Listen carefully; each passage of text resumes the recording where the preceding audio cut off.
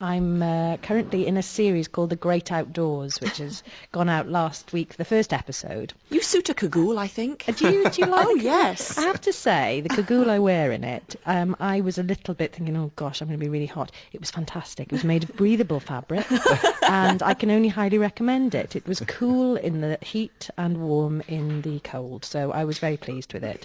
But yes, that's and the good news I had about that was that our audience figures for the first episode are 550,000, which is brilliant for BBC Four. It's marvellous. Yes. Really, really good. It must be such a relief when you get figures like I suppose. Do you put a lot by? Because I don't know. Well, it is one of those odd things, isn't it? The thing is that the BBC Four is obviously a sort of smaller chance. So if you had 550,000 on BBC One, then you'd be very worried.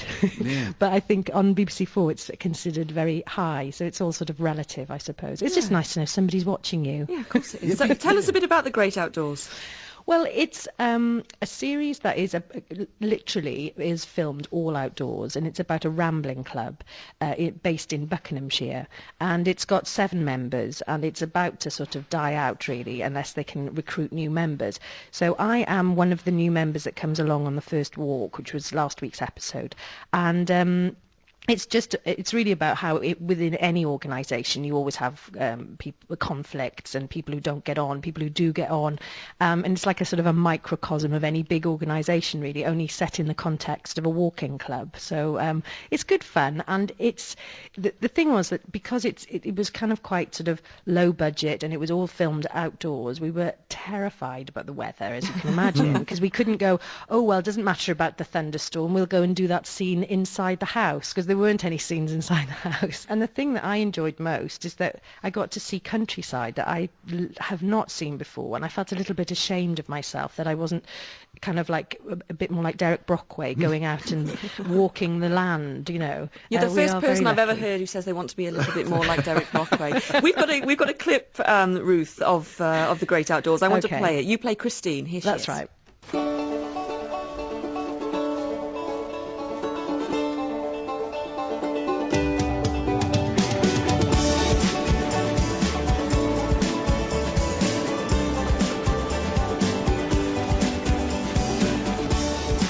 Tickets and rail cards, please.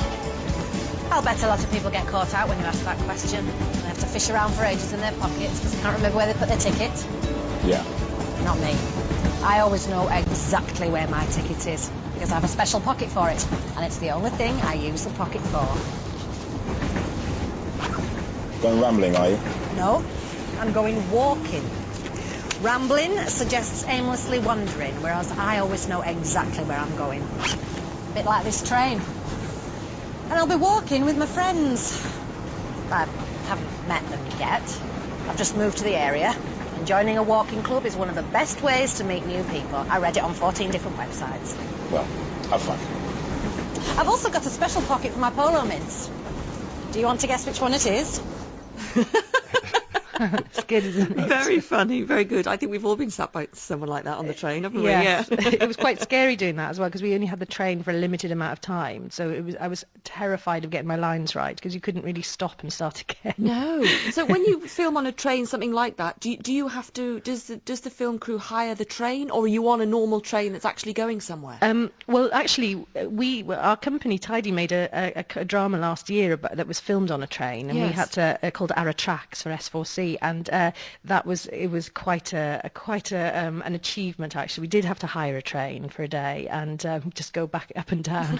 We had like Stan Stennett on the train. He was one of our characters, and the electricity went at one point, and Stan had brought his guitar along, so entertained everybody.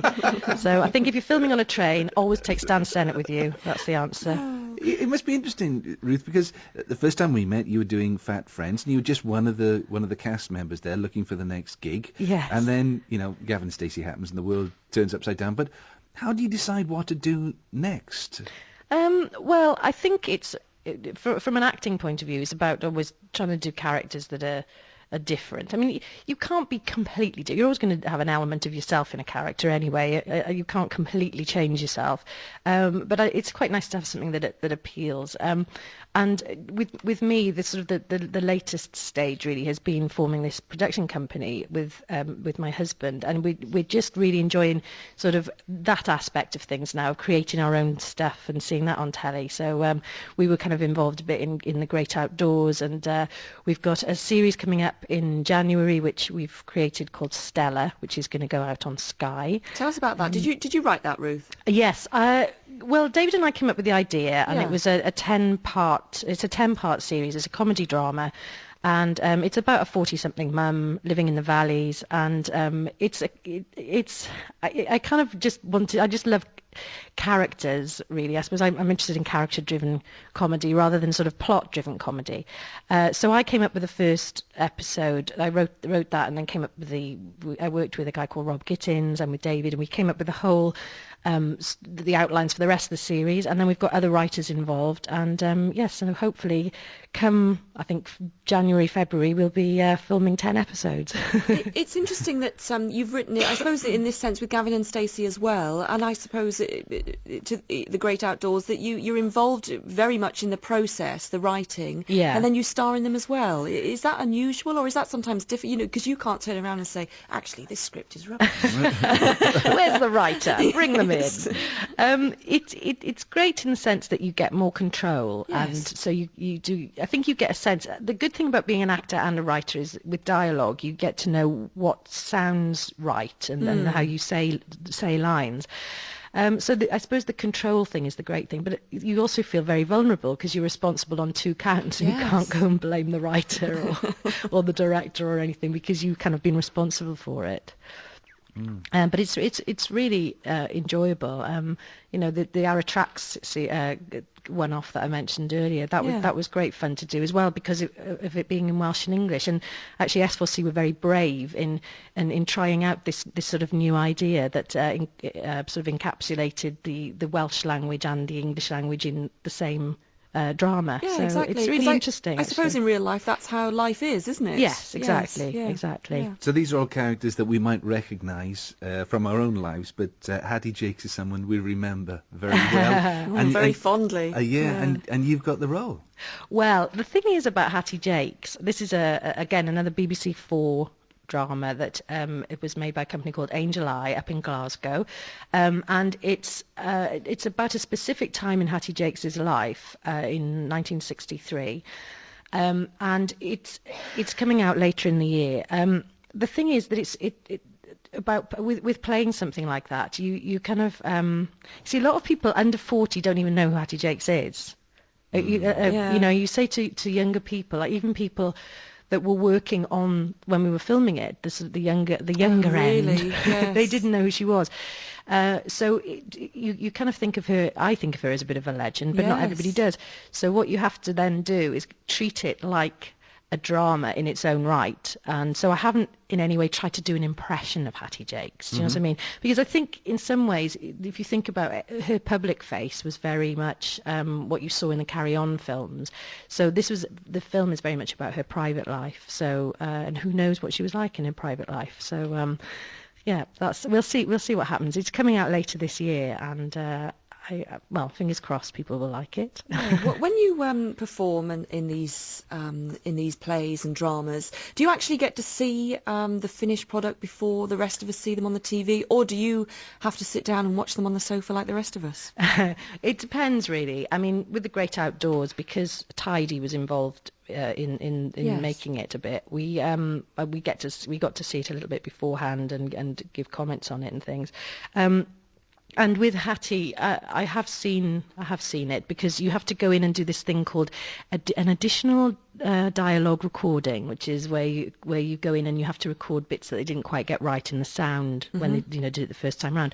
So sometimes you have to see it for practical, technical reasons. Yes. And it doesn't happen that often. I do tend to see things beforehand now. It depends, really. I've done an episode of Miss Marple, which Oh. I haven't seen at all. Apparently it's gone out in America. A friend of ours in America emailed and said they'd seen it, but I haven't seen it over here. So that would be one I'd see straight on the screen. Yeah, and how does it feel? How are you watching yourself? Do you distance yourself, or do you sit there with your head in your hands, or how do you watch yourself? I'm getting better at it, Yes. sort of being objective now. But certainly initially, I can remember watching an episode of Midsummer Murders a few years ago, and I absolutely hated it, and I just literally sat on the sofa chewing the cushions because I was so embarrassed. Oh no, you're really good, honest. Oh yeah, right. No, you're great. The funny thing, what about? And yeah, maybe you can't mention them, but are you getting those strange phone calls? I remember Ali Jones told the story about, he was still in school and he was making records and being successful, and the phone rang and it was Steven Spielberg. Oh my gosh. Because they were trying to cast Empire of the Sun at that stage. Are you getting, those calls you can't quite believe coming through? No, I don't give my phone number out to anyone. I mean, goodness me, it would never stop.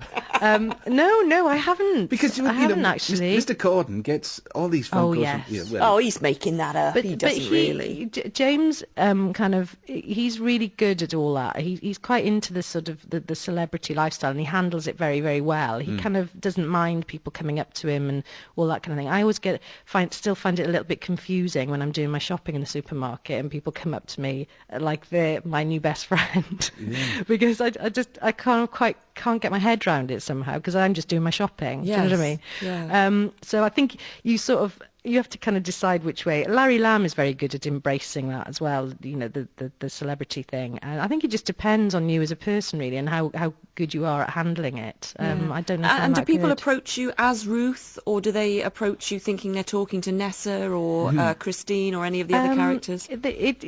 I mean, obviously varies, I Nessa. suppose. When I'm at home, Nessa is the one that people mostly recognise me for, and they say things. It's quite sweet. This woman the other day, actually, when I was at the supermarket at the checkout, she said to me, "Are you on the telly?"